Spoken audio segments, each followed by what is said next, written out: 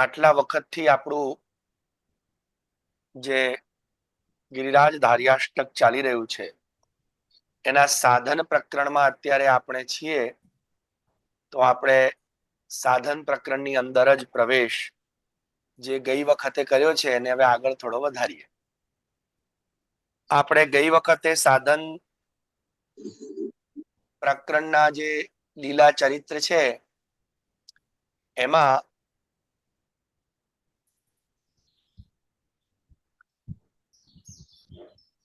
કલિંદજા કુલ દુકુલ હારી એની અંદરની એક લીલાનું દર્શન કર્યું. પુનઃ આપણે શ્લોકનું ગાન કરી લઈએ એટલે આપણું અનુસંધાન રહે. કલિંદજા કુલ દુકુલ હારી કુમારિકા કામ કલા વિતારી વૃંદાવન ગોધન વ્રતચારી મમ પ્રભુ શ્રી ગિરિરાજધારી મમ પ્રભુ શ્રી ગિરિરાજધારી.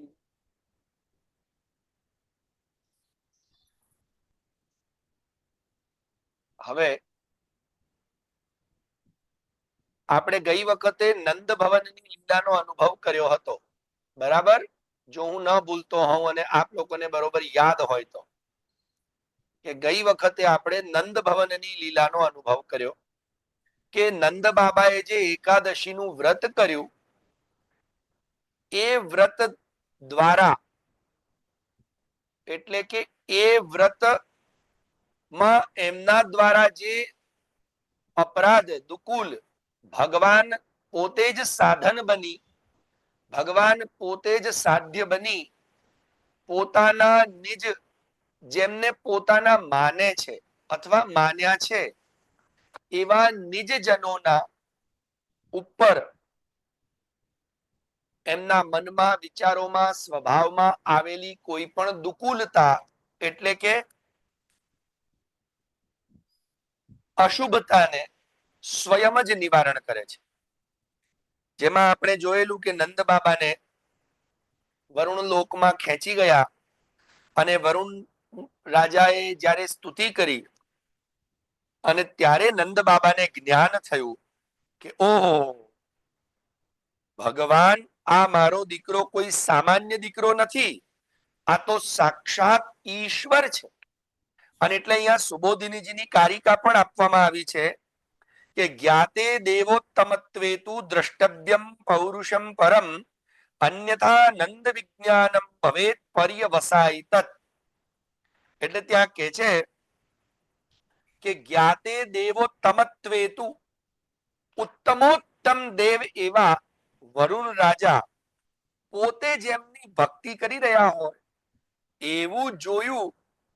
અને કોનું તો કે પરમ પૌરુષમ, એવું કોનું પૌરુષ હોય? મોટા મોટા દેવતાઓ જેના ચરણોમાં હીરાપનના માણેકથી સ્તુતિ કરે એવો તો વળી કયો દેવ હોય? અને બીજો કોઈ નહીં, એ સાક્ષાત મારો દીકરો, મારો કનૈયો.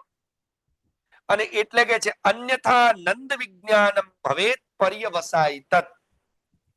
જો આ ન દર્શન કરાવ્યા હોત કનૈયાએ એટલે પ્રભુએ, તો પછી નંદ બાબા પોતાના બાળકને એટલે પોતાના ઠાકોરને એ સામાન્ય અવતાર કે નારાયણના અંશ રૂપ જ માનતા. પણ જેટલા વિશ્વમાં અંશ છે એ મૂળ નારાયણ મારો પ્રભુ છે એ ન જાણતા. જેમ મારા પૂજ્ય ગુરુવર્ય મને દશમ સ્કંદ જ્યારે સમજાવી રહ્યા હતા ત્યારે બતાવેલું, દશમ સ્કંદમાં આવે છે તતો જગન મંગલમચ્યુતાંશમ સમાહિતમ શૂરસુતેન દેવી. એટલે દેવકીજીના ગર્ભમાં જ્યારે ભગવાન પધાર્યા અંશત્વેન, ત્યારે કેવા લાગી રહ્યા છે દેવી? દેવી કોણ? તો કે દેવકીજી. તો કે તતઃ જગન મંગલમચ્યુતાંશમ. તો અમુક લોકો અહીંયા સમાસ કરવામાં ભૂલ કરી જાય છે અને એવી વિપત્તિ કરી દે છે આ વાતની કે તતઃ જગત મંગલમ, યેન સ અચ્યુતઃ તસ્ય અંશ આગતઃ. લોકો આવી વ્યુત્પત્તિ કરે છે કે આ વિશ્વનું મંગળ જેનાથી થાય તે અચ્યુત નારાયણ ભગવાન વિષ્ણુના અંશ હવે દેવકીજીના ઉદરમાં પધાર્યા. પણ અમારા ગુરુજી સમજાવતા બહુ સરસ કે જગતો મંગલમ યસ્માત સ અચ્યુતઃ. એટલે કે એ અચ્યુત કોણ? તો કે આ વિશ્વમાં જેટલા અચ્યુત છે, અચ્યુતાહ અંશાહ જેના, તે આ અચ્યુત છે. આ વિશ્વમાં જેટલા અંશો છે વિભૂતિ રૂપે, એ પરમ પુરુષ એ પોતે જ પધાર્યા છે દેવકીજીના ગર્ભમાં. અને ત્યાં ચતુર્વ્યુહ સ્વરૂપે પધાર્યા છે, એટલે એકલા પણ નથી પધાર્યા. અને પરમ પુરુષ છે એટલે જ પોતે આ વિશ્વમાં અચ્યુત જેના અંશ છે નહીં, એટલે અચ્યુતના અંશ નથી પધાર્યા, પણ અચ્યુત જેના અંશ છે એવા અંશી હવે શ્રી દેવકીજીના ઉદરમાં પધાર્યા છે, એમ અમારા ગુરુજી સમજાવતા. તો એ જ વાત અહીંયા શ્રી મહાપ્રભુજી સુબોધિનીજીમાં બતાવવા માંગે છે કે જ્ઞાતો દેવત્વમેવ તુ દ્રષ્ટવ્યમ પૌરુષમ પરમ અન્યથા નંદ વિજ્ઞાનમ ભવેત પર્યવસાયિત. નહીં તો પછી નંદરાયજીને આવું પરબ્રહ્મત્વ કે મારો દીકરો એ પરબ્રહ્મ છે એ જ્ઞાન જ નહીં થતે, એ તો અંશ છે. જેમ મને દુઃખ સાથે કહેવું પડી રહ્યું છે આજને દિવસે કે એક પ્રશ્ન પૂછી લઉં પેલા, કઈ કહેતા પહેલા બધાને, કેમ કે અહીંયા બધા જ એક તો અમારા ભગવદીય વૈષ્ણવો છે વલ્લભના, અને આજનો દિવસ તો સૌથી મહત્વનો દિવસ. કેમ? કેમ કે 40-41 દિવસ સુધી પ્રભુએ આપણને સખ્ય ભક્તિનું દાન કર્યું અને ખૂબ આનંદ આપ્યો અને આનંદ લીધો. પણ આજે દ્વિતીય પાઠ છે, સમજો. દ્વિતીય પાઠ એટલે એક પાટોત્સવ તો આપણા ઘરે પ્રભુ બિરાજ્યા એ એક પાટોત્સવ, અને આ દ્વિતીય પાઠ, આ બીજો પાટોત્સવ. તો કેમ દ્વિતીય પાટોત્સવ? બે બે પાટોત્સવ?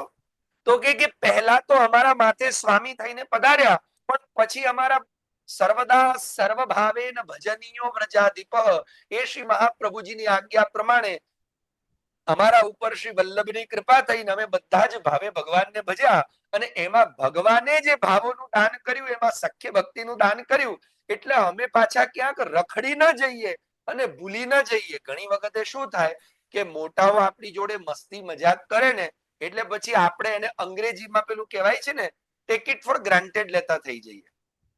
ઓકે ઓકે, હવે આને તો બધું ચાલે એમ. શાસ્ત્રીજી કદાચ તમારા ઘરે તમારા મિત્ર બનીને તમારી જોડે હસતા ખેલતા થઈ જાય, એટલે પછી કે આ તો અમારા દોસ્તાર જેવા છે, એ તો અમારી જોડે અહીંયા ગમે તેમ અમારે થાળીમાં ખાઈ લે. ભાઈ, એ તારી જોડે મિત્રતાનો ભાવ રાખે છે, એનો મતલબ તારી જોડે થાળીમાં ખાઈ ના શકે. એને કૃપા કરી તારા ઉપર કે બ્રાહ્મણ થઈને વૈશ્ય કે ક્ષત્રિયના ઘરે ભોજન કર્યું. કેમ કે બ્રાહ્મણસ્ય તો દેહો યમ ક્ષુદ્ર કામાય નેષ્યતે. તો આવો ઉત્તમ દેહ ભગવાને આપ્યો ને એમાં મહાપ્રભુના સેવક થયા.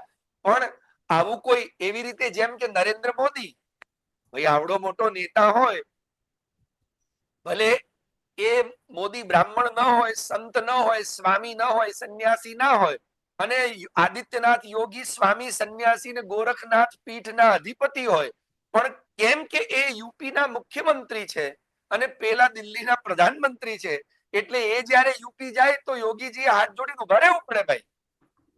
પણ હવે મોદીજી એમ કે ના ના, અરે યાર આપણે ફ્રેન્ડ, તમે તો સ્વામીજી એટલે હું તમને વંદન કરું. પછી દર વખતે આમ યોગીજી હાથ ઊંચો કરીને ઉભા રહે ને, તો એ ના ચાલે. એ કોઈક વાર મૂડમાં આવીને કોઈકે કહી દીધું. એવી રીતે ભગવાન આપણા માટે સખ્ય ભક્તિનું દાન કરીને સરળ થયા, અને પછી આપણે એમ સમજીએ અને ટેક ઇટ ફોર ગ્રાન્ટેડ લેતા થઈ જઈએ. This is wrong, this is very wrong. સમજો આ વાતને. તો એવું ન થાય એટલા માટે હવે આ દ્વિતીય પાઠ છે. દ્વિતીય પાઠ એટલે ઠાકોરજી પુનઃ સ્વામીના સિંહાસન પર બિરાજે છે અને આપણી અંદર દાસત્વનું સ્થાપન કરે છે. કેમ કે આપણો મુખ્ય ભાવ છે સ્થાયી ભાવ, એ દાસ ભાવ છે. યાદ રાખજો.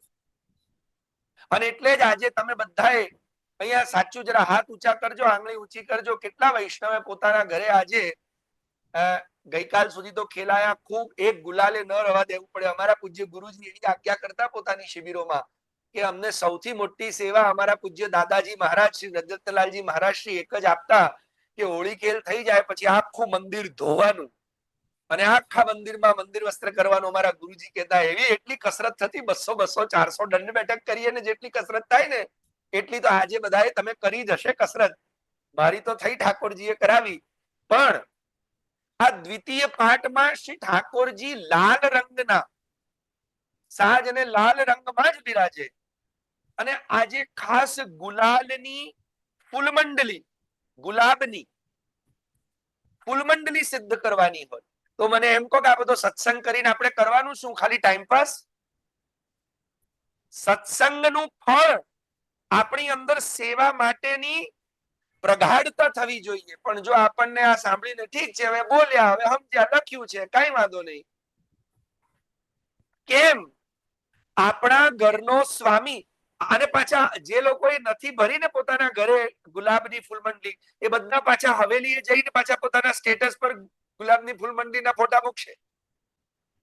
તો તમારા માટે તો દ્વિતીય પાઠનો કોઈ મતલબ જ નહીં. તો પછી આ ઉત્સવની તમને વધાઈ શું આપવાની? કેમ કે તમને દાસત, આજનું કીર્તન તમે ગાયું હશે, લાલને કા દેખીએ ભવન અમારો. આજનું આ કીર્તન ગાયું અને આપે એનો ભાવ સમજ્યા કે હે ભગવાન અવિચલ રાજ તિહારો. આ શબ્દ કે આમ રોમાંચ થઈ જાય. આ શબ્દ જયારે શ્રવણ કરીએ ને, અવિચલ રાજ તિહારો. ભગવાન અમારા હૃદય પર આ 40 દિવસ આપે સખ્ય ભક્તિનું દાન કર્યું, પણ અમારા હૃદય પર આપનું સ્વામિત્વ અવિચલ રાજ છે અને અવિચલ રાજ રહો. આપ અમારા નિત્યના સ્વામી બનીને રહો. જો આપણે આપણા છોકરાઓને એવું કહીએ કે સ્કૂલમાં જઈને ભણ્યા પછી તમે એને જીવનમાં ઉતારતા નથી, તો ભાઈ સ્કૂલમાં જવાનું શું કામનું? હે? એવી જ રીતે આપણે સત્સંગમાં જઈ અને સેવાની અંદર થોડા અગ્રસર થઈએ નહીં. કે પ્રભુના માટે આજે દ્વિતીય પાઠ એટલે શું એ જ આપણને ખબર નથી. આપણે એમ સમજીએ કે મોટો ફંક્શન છે. ફંક્શન નથી. ભગવાન પુનઃ આપણા માથે પધાર્યા, એ પહેલો પાટોત્સવ, અને આજે હૃદયના સિંહાસન ઉપર અવિચલ રાજ કરશે સ્વામિત્વેન, અને આપણી ઉપર દાસત્વનું એક ભગવાન સરસ પીછું લગાવશે કે હવે તમારો દાસ બન, સ્થિર દાસ. અને એટલે કીર્તનમાં આવે છે અવિચલ રાજ તિહાર. હે ભગવાન આપનું અવિચલ રાજ થાઓ. તો વિચાર કરો પ્રિયજનો કે આ લીલા ભગવાન કેમ કરી? આ નામનો અર્થ શું? કલિંદ જાકુલ દુકુલહારી.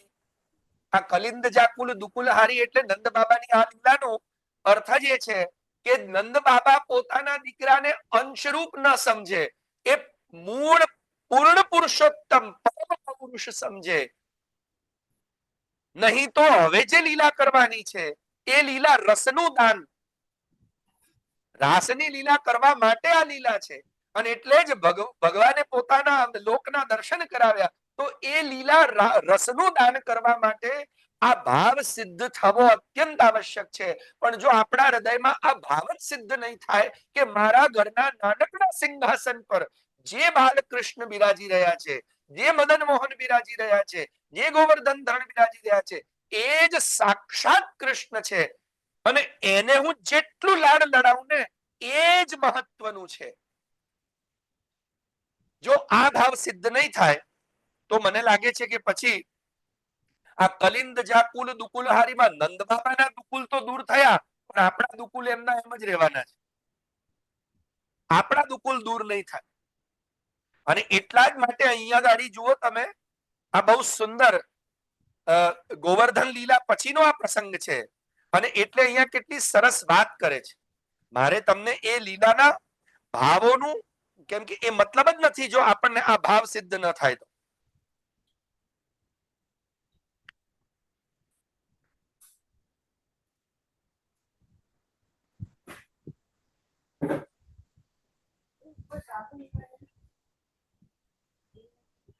જુઓ, ભાગવતજીની અંદર નંદ બાબા આ વાત કહી રહ્યા છે કે ગર્ગાચાર્યજીએ કહેલું જ્યારે કૃષ્ણ હજી ખાલી 9 દિવસના જ હતા, નામકરણ સંસ્કાર કરવા આવ્યા ત્યારે, અને આ તે દિવસની જ વાત છે. જોઈ લો, ય એતસ્મિન મહાભાગઃ પ્રીતિમ કુર્વન્તિ માનવઃ નાર્યેતાન વિષ્ણુ પક્ષા. નંદ બાબા કહે છે કે મને હવે યાદ આવ્યું કે ગર્ગાચાર્યજી આવું કહી ગયા હતા કે આ તમારો તમને જે પ્રાપ્ત થયો છે ને બહુ ભાગ્યથી પ્રાપ્ત થયો છે, તમે ખૂબ ભાગ્યવાન છો. અને આ બાળકને, કેવા બાળકને, તો કે યહ એતસ્મિન મહાભાગઃ પ્રીતિમ કુર્વન્તિ માનવા, જે આ બાળકને પ્રેમ કરશે તે નારયોપી ભવત્યેતાન વિષ્ણુ પક્ષા નિવાસુરાન, જેમ વિષ્ણુ ભગવાનના કરકમળોની છત્રછાયાની અંદર રહેનારા દેવતાઓ ને ક્યારે અસુર જીતી શકતા નથી, અને જીતી લે થોડો સમય તો ભગવાન પુનઃ વામન રૂપ લઈને કે નરસિંહ રૂપ લઈને કે વરાહ રૂપ લઈને કે મોહિની રૂપ લઈને એ દેવતાઓને એમની બધી વસ્તુ પાછી આપી દે છે. એ જ રીતે અંદરના, અને કેટલી સરસ વાત કરે છે કે અંદર અને બહારના કોઈ પણ શત્રુઓ દેવતાઓને જીતી શકતા નથી. કેમ? તો કે દેવતાઓ એક જ કામ કરે છે, ને કયું કામ? તો કે માત્ર ભગવાનને પ્રેમ કરવાનું. તો આ બાળકને નિત્ય પ્રેમ કરજો, કેમ કે આ બાળક સામાન્ય બાળક નથી, આ સાક્ષાત પૂર્ણ પુરુષોત્તમ છે. નંદ બાબા કહે છે કે અત્યાર સુધી તો મને એવું લાગતું હતું કે ના ના ના હોય, પણ હવે મેં જયારે આ અનુભવ્યું ને એટલે હવે મને કન્ફર્મ થઈ ગયું. પ્રિયજનો સમજજો, અને ભગવાને આ લીલા એટલા માટે કરી. અને એટલે આગળ શ્રી ગુસાઈજી પ્રભુચરણ ટિપ્પણીજીમાં બહુ સરસ ખુલાસો કરે છે કે યદિ વરુણસ્ય ઐશ્વર્ય તદ્દાસ્ય સ્વાનયન લક્ષણમ પુરુષ સંબંધી યત પરમ મહાત્મ્યમ પુરુષોત્તમત્વેન જ્ઞાનજનકમ ઇતિ યાવત. શું કે છે? વરુણનું આવડું મોટું ઐશ્વર્ય અને એમનું ભગવાનના પ્રતિનું આવું દાસત્વ બંને નંદા જોયું. એ ક્યારે જોયું? જો વરુણજી પાસે ગયા જ ના હોત તો જોયું જ ના હોત. અને એટલે ભગવાને લીલા કરીને વરુણજી પાસે નંદ બાબાને મોકલ્યા, અને ગયા એટલે હવે એમને પુરુષ સંબંધી ઉત્કૃષ્ટ, પુરુષ સંબંધી એટલે ઉત્કૃષ્ટ એટલે પુરુષોત્તમ છે મારો કૃષ્ણ, એ જ્ઞાન એમને થયું. ભગવાન પુરુષોત્તમ છે એવું એ જ્ઞાન થયું. યાદ રાખજો.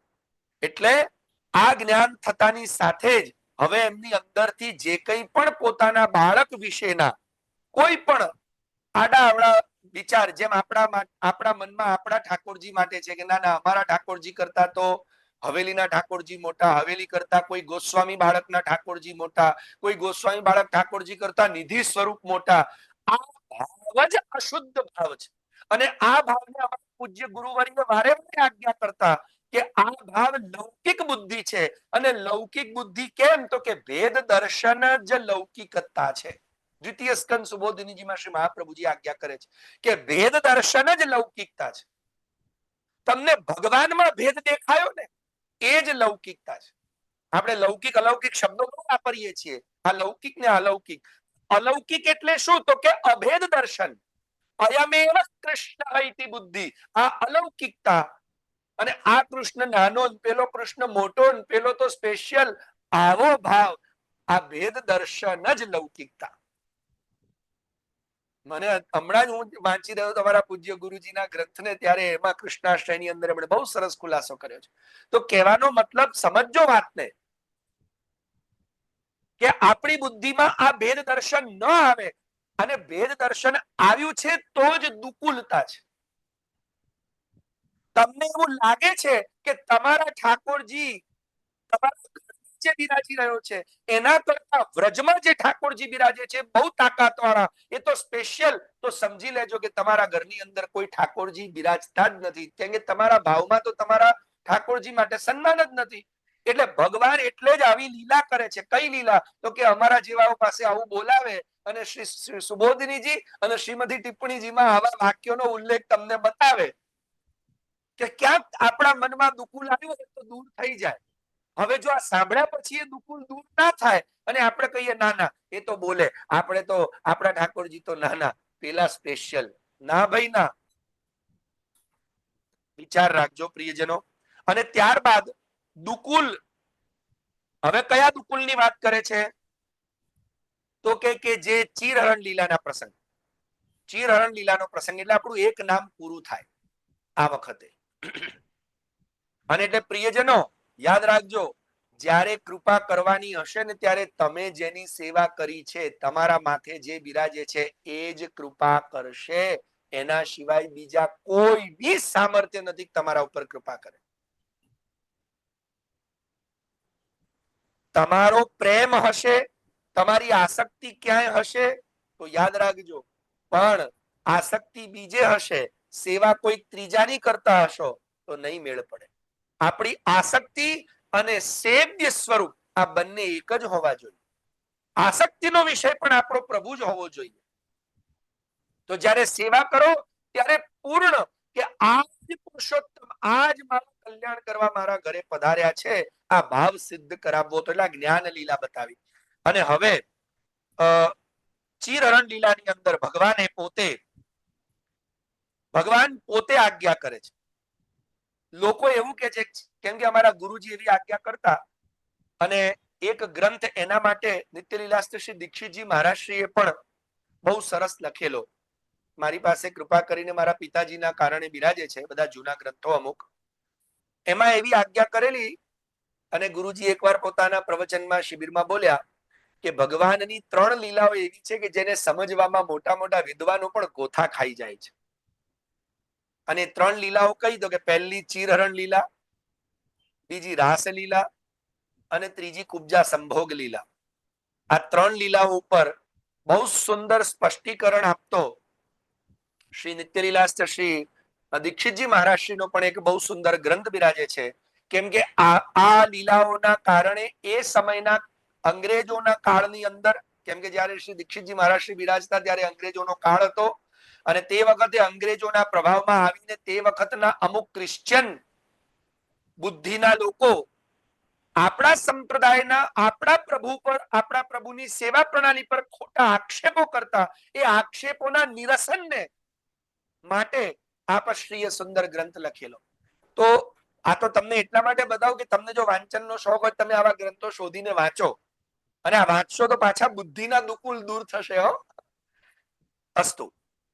એટલે ચીરહરણ લીલાની અંદર ભગવાન વસ્ત્ર ચોરવા નહોતા ગયા.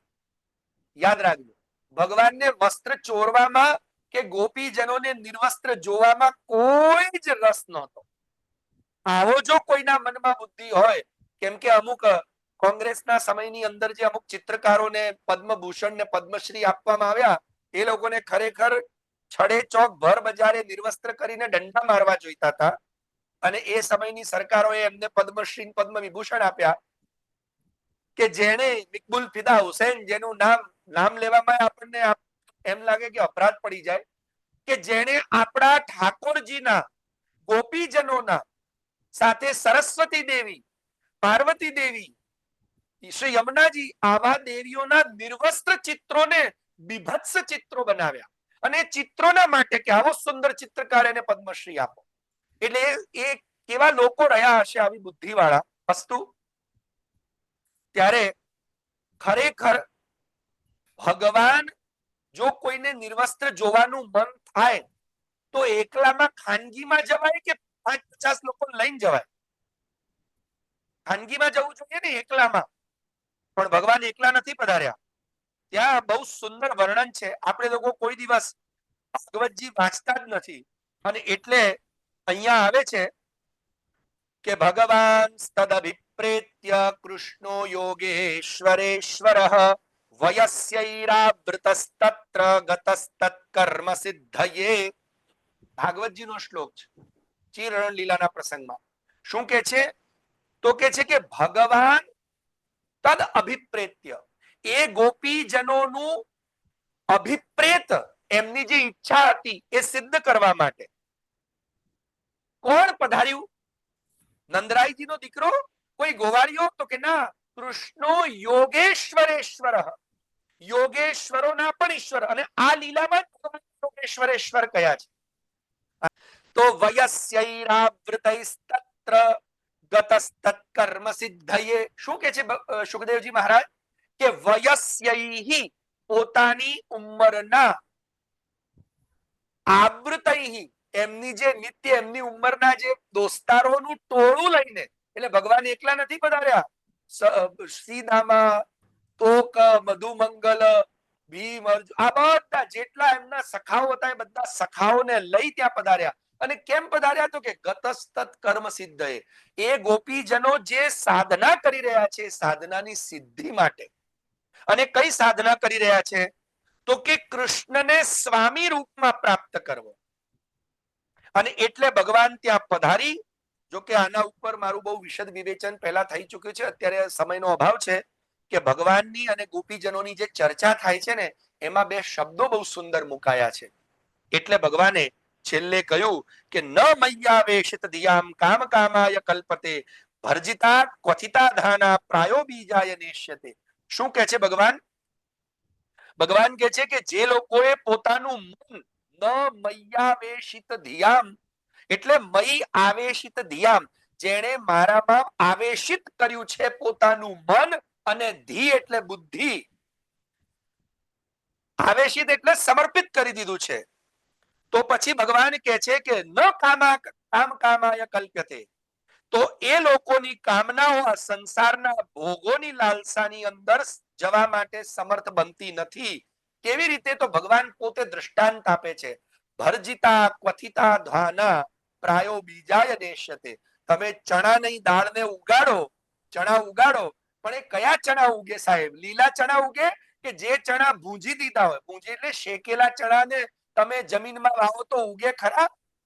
શેકેલા ચણાની અંદરથી બીજ ખતમ થઈ ગયું. એમ જેણે પોતાના પ્રેમ અને વિરહની અંદર, ભક્તિની અંદર પોતાની મન, બુદ્ધિ, ચિત્ત, અહંકાર સર્વસ્વ મને સમર્પણ કરી અને આમ પોતાની કામનાઓ મને સોંપી દીધી હોય, અને મને સ્વામીના સ્થાને આજે દ્વિતીય પાઠના દિવસે બિરાજમાન કરી અને પોતે મારો નિત્ય અવિચલ દાસ બની ગયો હોય, પછી એને આ સંસારની અંદરના કોઈ પણ કામ ભોગ અસર કરતા નથી. જેમ શેકેલા ચણાની અંદરથી કે શેકેલા બીજોની અંદર કોઈ દિવસ બીજોત્પત્તિ થતી નથી, એમ મારા પ્રેમમાં શેકાઈ ગયેલો, વિરહ તાપમાં તડપી ગયેલો જીવ હવે સંસારના કોઈ કામ વાસનામાં જતો નથી. આ ભગવાનની આજ્ઞા. અને એટલે હું તમારી એ કામનાઓને, સાંસારિક કામનાઓ દૂર કરી અને તમને અલૌકિક ભગવદ કામ પ્રેમ આપવા આવ્યો છું. અને એટલે જ ભગવાને શું કહ્યું?